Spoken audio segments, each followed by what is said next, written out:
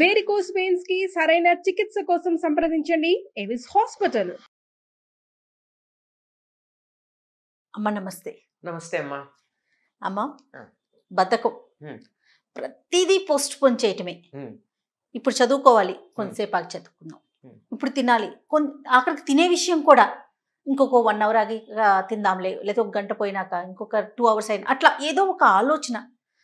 Post phone post phone post phone, ప్రతి విషయానికి ఇలాగ ఆలోచిస్తారమ్మా. ఇవాళ చేయాల్సిన పని రేపు, రేపు చేయాల్సిన పని ఎల్లుండి, లేకుంటే చేయకుండా పోవటం. అంటే నాకేమనిపిస్తుంది అంటే, ఇలా బద్ధకంతో ఇప్పుడు ఇవాళ చేయాల్సిన పని పోస్ట్ పోన్ చేస్తారు కదా, రేపటికి చేయకుండా అయిపోతుందేమో అన్న ఊహ ఉంటుందేమో అనిపిస్తుంది. అంతేనంటారా? అంతేకాదు, అసలు ముందర చేయకపోతే ఏమిటని లేజినెస్. దీన్ని అలసత అంటారు. మనిషికి పురోభివృద్ధి చెందడానికి అడ్డుపడే అంశాలు కొన్ని చెప్పారు. అటువంటి వాటిల్లో చాలా ప్రధానంగా చెప్పుకునేటటువంటిది అలసత, అంటే బద్ధకము. దీన్ని లెథార్జీ అంటారు ఇంగ్లీష్లో. ఓకే అమ్మ, అలసట అంటే అలసిపోవటం కాదు. అలసట వేరు, అలసత వేరు. అలసత అలసట అంటే బద్ధకం, ఆలస్యం చేసే గుణం అలసత. ఓకే, అర్థమైంది కదా. ఆలస్యం చేయడం, వాయిదాలు వేసుకుంటూ పోతారు. మీరన్నట్టు చెయ్యాల్సిన పరిస్థితి లేకుండా తప్పించుకుపోతుందేమో అనేటటువంటిది ఎక్కడన్నా ఉంటే ఉండొచ్చు. కానీ అన్నం తినాలనుకోండి, ఇందాక మీరు చెప్పిన వాటిల్లో అన్నం తినడం అన్నది మానకుండా అవదు కదా, తినాల్సిందే కదా. అది మానేసే పరిస్థితి లేదు కదా. ఏదైనా మందంటే అనుకోవచ్చు, ఇంకేదన్నా పని అంటే అనుకోవచ్చు, ఎక్కడికన్నా వెళ్లాల్సి ఉంటే అనుకోవచ్చు. కానీ అన్నం తినడం అనేది మానం కదా. అయినా దానికి కూడా బద్ధకం ఉంది. మీరు అన్నారు, అవును, దానికి కూడా బద్ధకిస్తారు. పిల్లలు ఎందుకు తినరు అంటే బద్ధకించే. స్నానం చేయడానికి బద్ధకం, అన్నింటికి బద్ధకమే. అసలు ముందర మీరు ఈ చెప్పింది సరే అయింది. స్నానం చేస్తే సగం బద్ధకం వదులుతుంది. అదే చెయ్యరమ్మా, అదే చెయ్యరు. ఈ బద్ధకం అన్నది ఏ స్థాయికి ఎడుతుందంటే శరీరం కూడా బద్ధకిస్తుందమ్మా. ముందర అలసత ఇక్కడ బయలుదేరుతుంది, మనస్సులో బయలుదేరుతుంది. ఆ మనస్సులో బయలుదేరి శరీరానికి బద్ధకించి ప్రాణాంతకమైనటువంటి వ్యాధుల దాకా తీసుకొస్తుంది. ఇదొక్క పాయింట్ మనం బాగా చెప్పాలి. ఏమిటి అంటే, మన ఒక పదం విన్నారో లేదో మీరు, మలబద్ధకం అన్న పదం విన్నారా? ఈ బద్ధకం అక్కడుంది. ఎక్కడ అన్నం తినడానికి ఎంత బద్ధకిస్తారో టాయిలెట్కి వెళ్ళడానికి కూడా అంత బద్ధకిస్తారు. అలా బద్ధకించి వాయిదా వేసి వేసి వేసి దానికి బద్ధకం అలవాటయ్యి తర్వాత దాన్ని బతిమాలుకున్నా అది మనకి సమాధానం చెప్పదు. దానికోసం మందులు తీసుకోవడం, ట్రీట్మెంట్స్, చిట్ట చివరికి పైల్స్ దాకా వచ్చి, ఫిషర్స్ దాకా వచ్చి, ఆపరేషన్స్ దాకా వచ్చి, ఇంత దాకా వస్తుంది. ఎక్కడి నుంచి వచ్చింది అంటే, ఈ బద్ధకించటం అన్నది ఇక్కడ బయలుదేరింది, అక్కడి దాకా వెళ్ళింది. అవును, అక్కడి నుంచి ఇది మొత్తం అన్నింటికీ కూడా పెద్ద శత్రువు బద్ధకమే అన్నారు. మనిషి విజయం పొందడానికి, అపజయం పొందడానికి కారణం బద్ధకమే. ఒక్క క్షణం ఆలస్యం చేస్తే ఏమవుతుందో తెలియదు. ఎప్పుడు జరగాల్సింది అప్పుడు జరగాలంతే. ఒక రోజు ఆగి మందు వేసుకుంటానంటే జీవుడు ఉంటాడా మర్నాటి దాకా? ఉండడు కదా. మందు వేసుకోవడానికి సమయానికి వేసుకోవాలి, బద్ధకిస్తే ఎట్లా? అవును. అందువల్ల అక్కడి నుంచి లెక్క పెట్టుకుంటే, మీరు అన్నం తినడం తర్వాత కార్యక్రమం దగ్గర నుంచి మనం చెప్తున్నాం. దీన్ని ప్రొక్రాస్టినేషన్ అంటారు. ఈ ప్రాసెస్ని మనసుకు ఉన్నదేమో లెథార్జీ, బద్ధకం. ప్రొక్రాస్టినేషన్ వాయిదాలు వేసుకుంటూ వాయిదాలు వేసుకుంటూ వాయిదాలు వేసుకుంటూ వెళ్ళే పద్ధతి.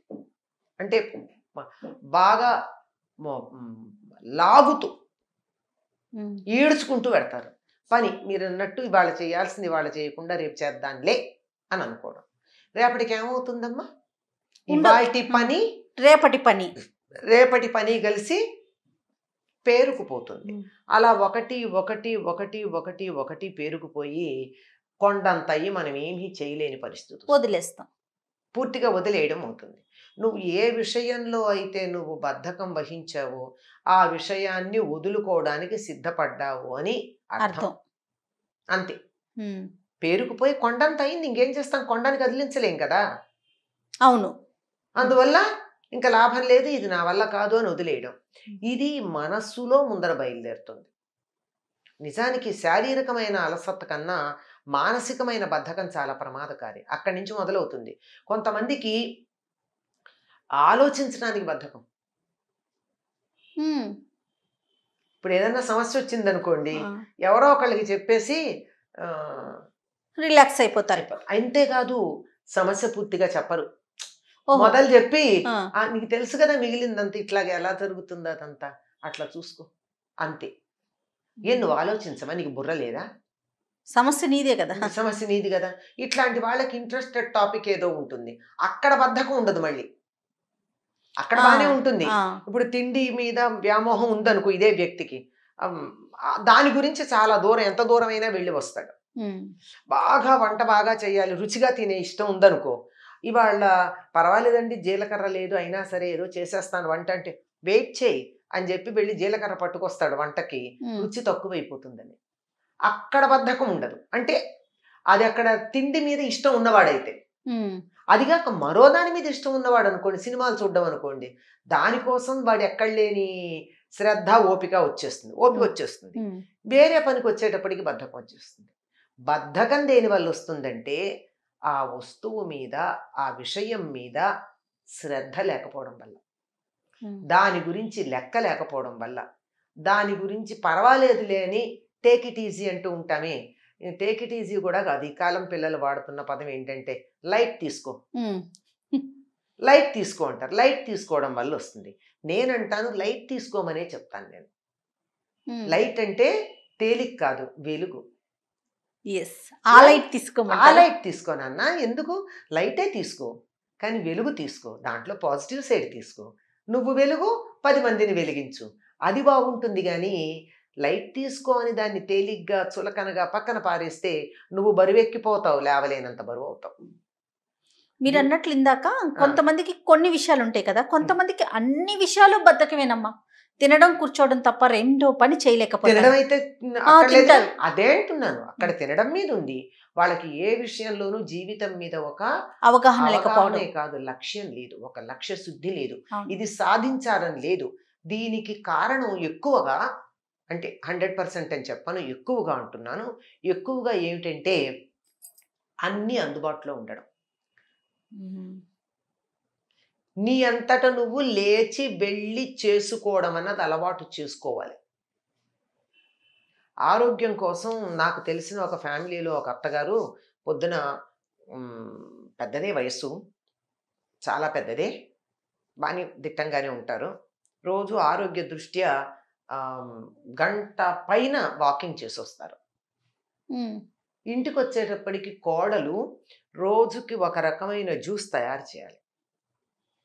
పాలకూర జ్యూస్ ఒకరోజు, క్యారెట్ జ్యూస్ ఒకరోజు, తర్వాత బీట్రూట్ జ్యూస్ ఒకరోజు సొరకాయ జ్యూసు, ఇట్లా చేసి రెడీగా పెడితే ఆవిడ అలసిపోయి తాగుతారు.